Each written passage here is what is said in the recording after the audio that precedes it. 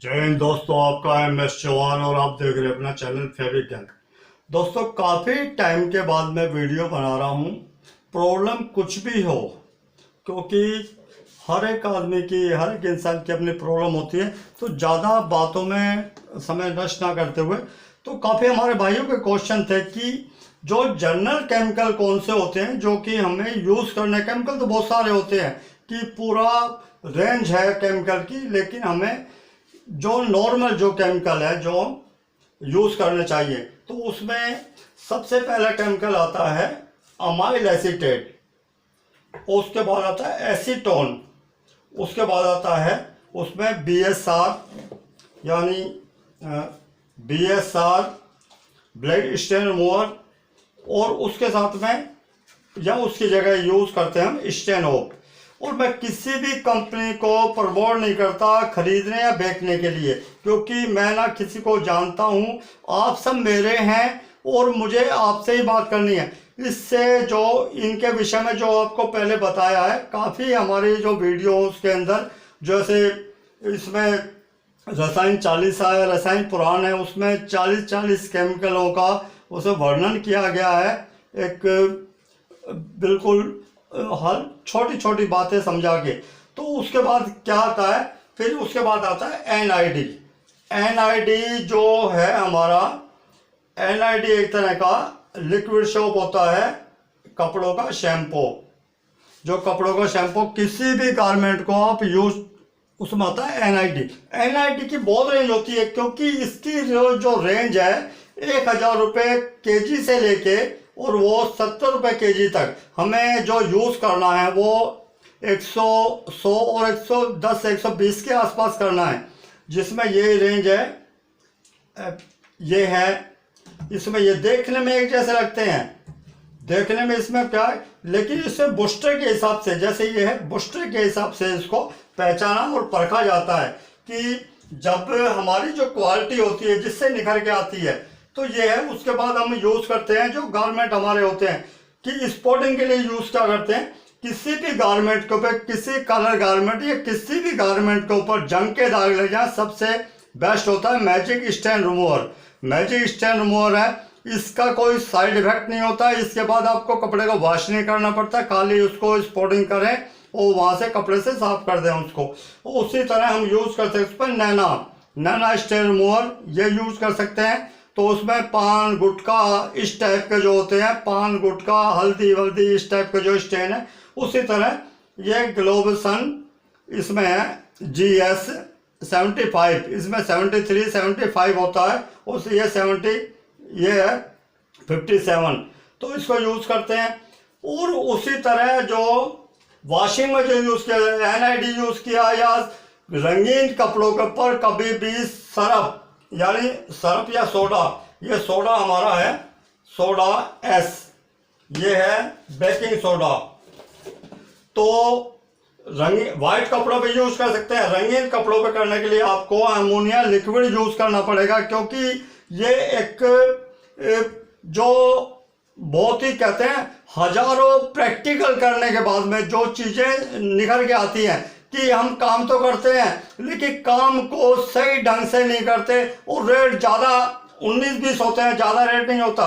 उसके बाद उसमें कि कलर गारमेंट को अगर हम वॉश कर रहे हैं, उसका कलर निकल रहा है, उसके लिए क्या करें, उसके लिए हम यूज़ करेंगे उसमें फिक्सर, डाई फिक्सर। बहुत तरह कंपनी के होते हैं, तो उसमें डाई फिक्सर की जगह आप थोड़ा बहुत कलर निकल रहा हो तो उसके लिए आप यूज़ कर सकते हैं एस्टिक एसिड।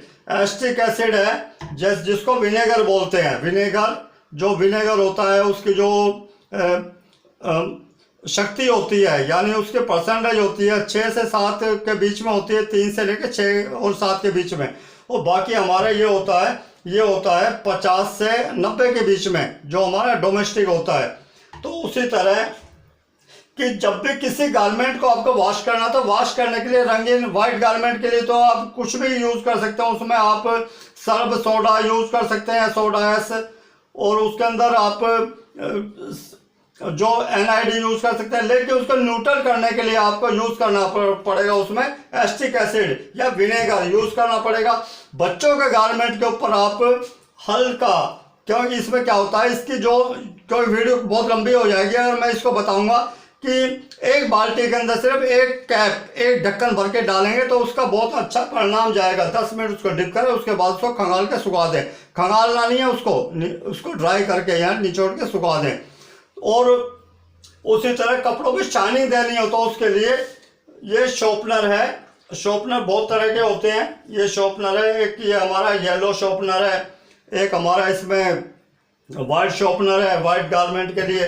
इसमें सिलिकॉन और शॉर्पनर में फर्क क्या होता है कि जो सिलिकॉन होता है, सिलिकॉन ऑयल बेस है, लेकिन इसकी एक कहते हैं ना कि इसकी एक बूंद और उसका 100 बूंदें एक बराबर होती हैं, क्योंकि ये कपड़े को सॉफ्ट करना, कपड़े को पॉलिश करना, कपड़े को में शाइनिंग देने के लिए, जो कपड़े में पहनने के बाद ये लगता है कि हाँ मैंने कुछ पहना है, बिल्कुल सॉफ्ट मलाई की तरह। तो उसी तरह जब भी वाइट गारमेंट पे कोई भी प्रॉब्लम हो जाती है तो उसके लिए हम यूज़ करते हैं हाइपो या ब्लीच। ये हाइपो है, हाइपो, और उसकी जगह ब्लीच भी यूज़ करते हैं। ब्लीच को यूज़ करने का ज़माना जा चुका है। जब भी आप हाइपो ब्लीच यूज़ करेंगे तो उसके बाद आपको यूज़ करना पड़ेगा उसमें ये सोडियम हाइड्रोसल्फेट, यानी जिसको रंगकाट बोलते हैं, हाइड्रो भी बोलते हैं, ये यूज़ करना पड़ेगा।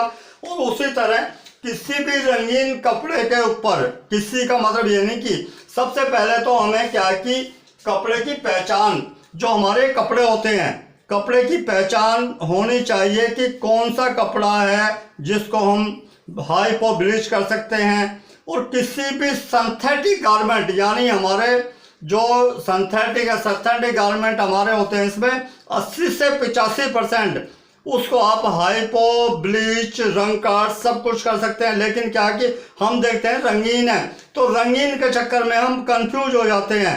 तो ये जो हमारे गारमेंट है, जितने भी गारमेंट है, क्योंकि ये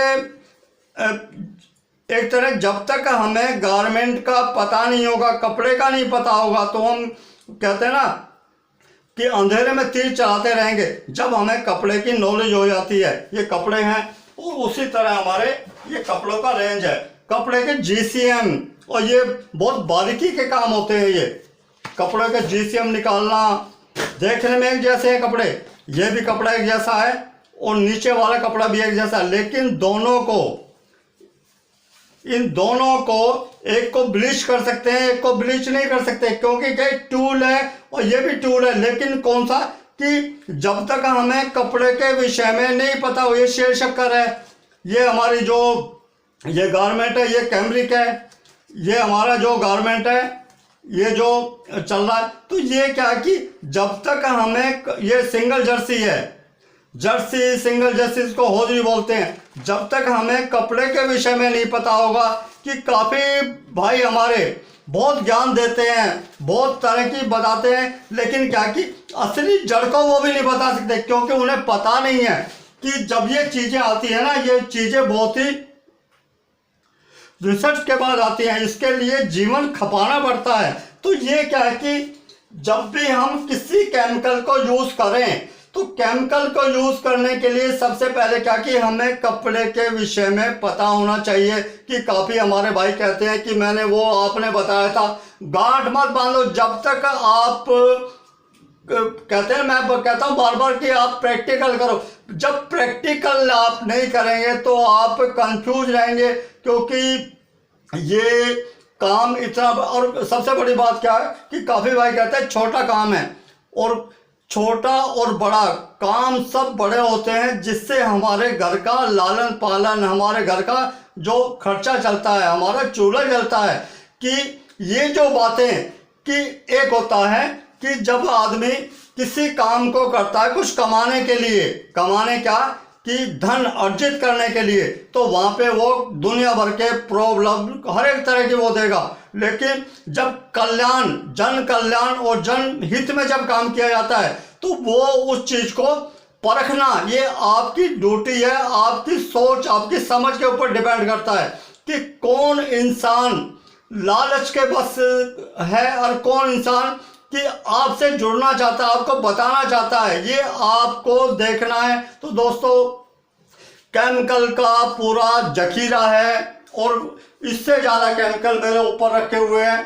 ये केमिकल का पूरा जखीरा रखा हुआ है। आपको दिखाई दे रहा होगा, इससे ज़्यादा केमिकल।